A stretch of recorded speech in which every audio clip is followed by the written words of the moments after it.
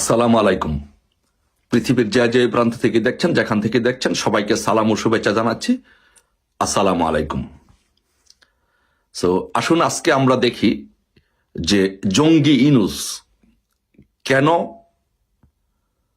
জঙ্গিবাদ বিরোধী কাজ করার জন্য প্রধানমন্ত্রী শেখ হাসিনা সহ যারা জঙ্গিবাদ বিরোধী অভিযানে যুক্ত ছিলেন, যারা জঙ্গিবাদকে না বলেছিলেন, তাদের পিছনে কেন লেগেছেন এবং তাদেরকে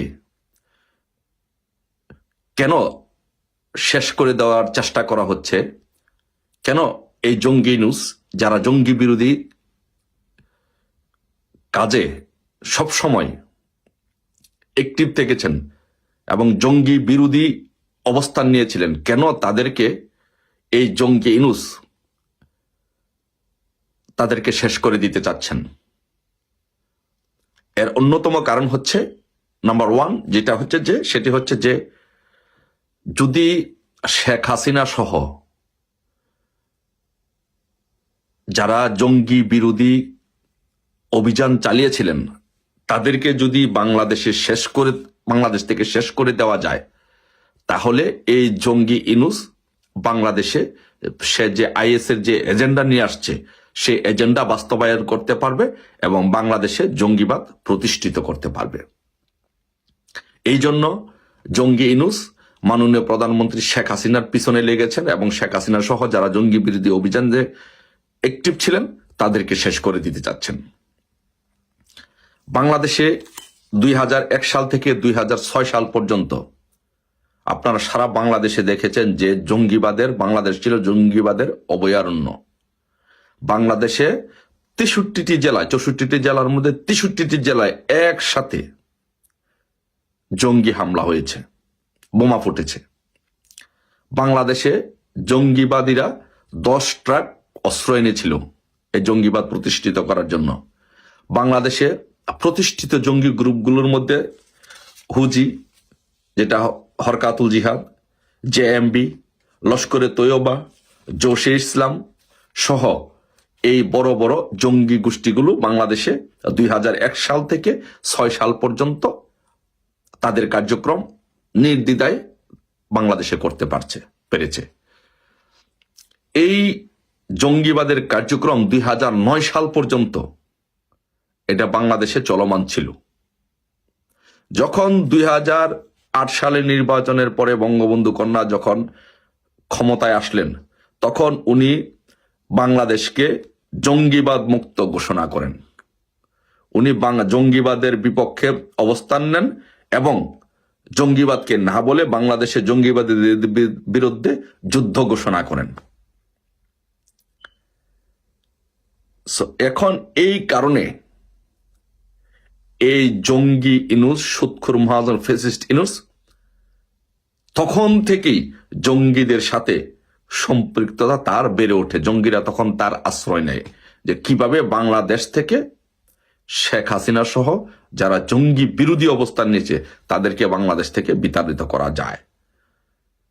তারপরে শেখ হাসিনা 2008 সালে নির্বাচনে বিজয়ী হয়ে এসে ঘোষণা করেন যে বাংলাদেশকে জঙ্গিবাদের প্ল্যাটফর্ম হিসাবে ব্যবহার করা যাবে না, এটি উনি ঘোষণা করেন।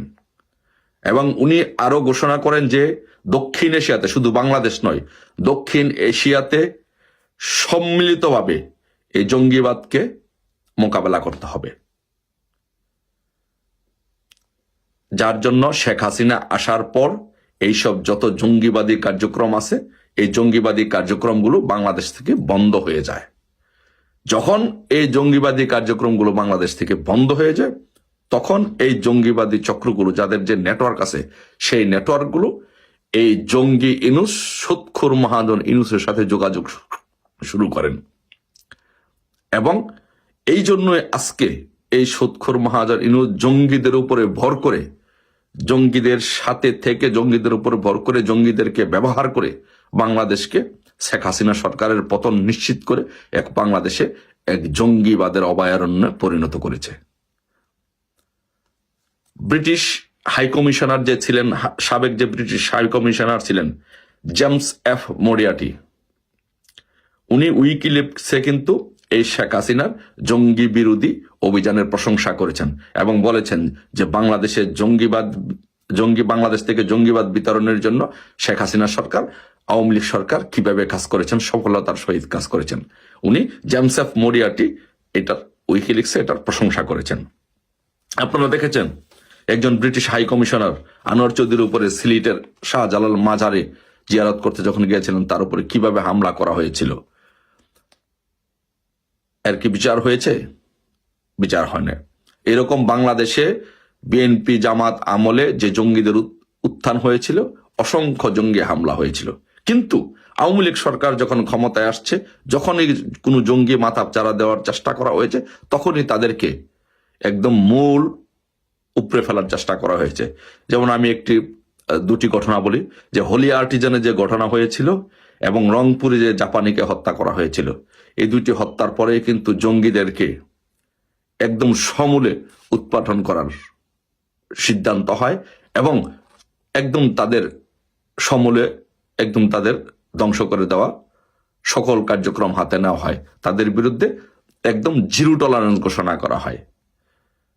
কিন্তু শেখ হাসিনার এত প্রচেষ্টা সত্ত্বেও এই জঙ্গি ইনুস, সুৎখুর মহাজন ইনুস, ফ্যাসিস্ট স্বৈরশাসক ইনুস, তাদেরকে আন্তর্জাতিকভাবে তার একটি নেটওয়ার্ক থাকার কারণে, তাদেরকে মদত দেওয়ার কারণে, তাদেরকে লজিস্টিক সাপোর্ট দেওয়ার কারণে এই জঙ্গিবাদকে বাংলাদেশ থেকে একেবারে শেষ করে দেওয়া সম্ভব হয়নি। আপনারা দেখেছেন যে মেজর জিয়া নামে একজন অবসরপ্রাপ্ত মেজর এই জঙ্গিবাদের সাথে জড়িত ছিল। এই মেজর যারা আর্মিতে যারা জঙ্গিবাদের সাথে দু একজন জড়িত ছিল, তারা এই সুৎখোর মহাজন জঙ্গি ইনুসের সাথে যোগাযোগ রক্ষা করেন, যার ফলশ্রুতিতে